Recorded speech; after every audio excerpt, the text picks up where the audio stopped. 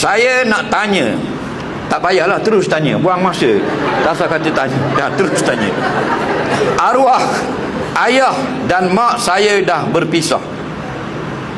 Selepas 20 tahun berpisah, ayah saya terkena stroke. Semasa waktu sihat, dia serumah dengan isteri barunya. Lepas tahun lebih, isterinya hantar arwah ayah saya ke kampung, tinggal dengan nenek saya sehingga beliau meninggal. Dah mana soalan? Ni cerita drama. Bagi Kak Irma berlakon. Faham? Ni bukan soalan. Ni cerita je, dia nak luah je.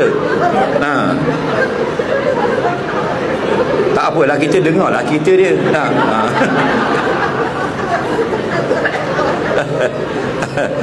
Buatlah soalan sikit. Nak cerita gini tak ada. Kita pun tak berapa nak dengar.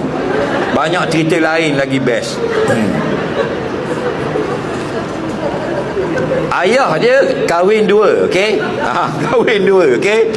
Duduk rumah bini muda. Bila ayah dia sakit, bini muda dia hantar ke rumah nenek. Biasalah tu. Ingat tu. Masa sihat ni lah orang suka kita. Betul tak? Bila kita sakit, nampak tak? Anak tak suka mak. Tahu? Anak tak suka mak. Anak tak suka ayah kalau mak ayah sakit. Tengok kalau mak dah sampai tak kena tukar pampers, kena buang najis, merata-rata apa semua. Semua anak tak nak bela.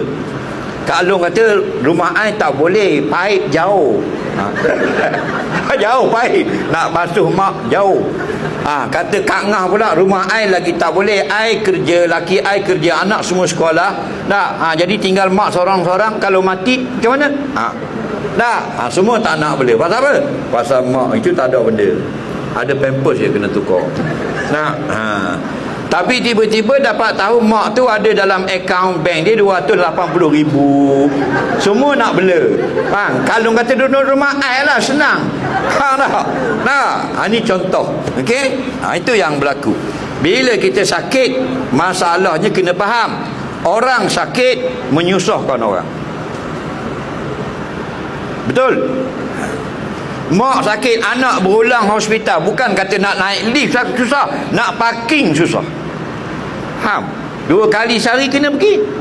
Nak kerja lagi, nak parking hospital lagi, nak kerja naik lagi, berebut dengan misi lagi lift. Nak masuk dalam pula, kena keluar lagi. Salah beli pula. Mak kata nak nasi kapik nyo, kita bahan nasi kapik ikan, kena tukar balik. Bila sakit menyusahkan orang. Sebab tu Nabi doa jangan menyusahkan orang bila tua. Nampak? Menyusahkan apa? Anak kita sendiri. Padahal kalau anak tu faham banyaknya jasa ibu bapa dia, dia tak rasa susah. Tapi begitulah lumrah hidup. Bila molek semua orang suka. Bila tak molek tak ada orang suka dah. Betul tak? Tengok muka kita dengan masa muda dulu. Betul tak? Muka kita tengok masa umur 17, 18. Cuba kita tengok muka. Balik tengok gambar muka 17 masa form 5. Huyo. Faham? Pasal apa? Muda, molek, kita pun suka. Faham?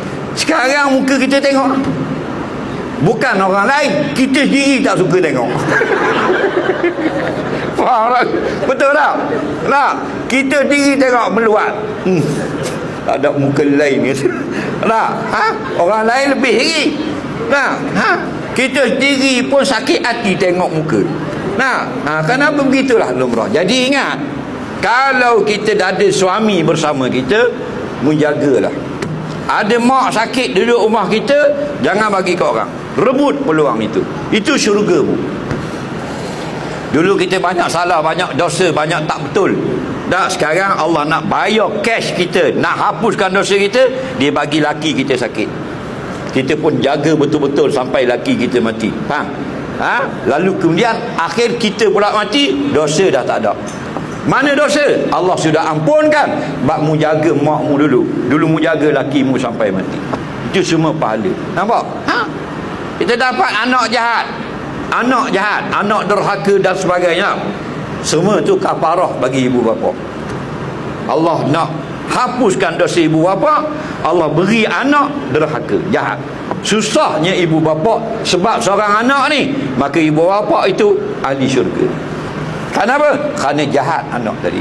Ibu bapa redha dan sabar. Faham? Aduhlah.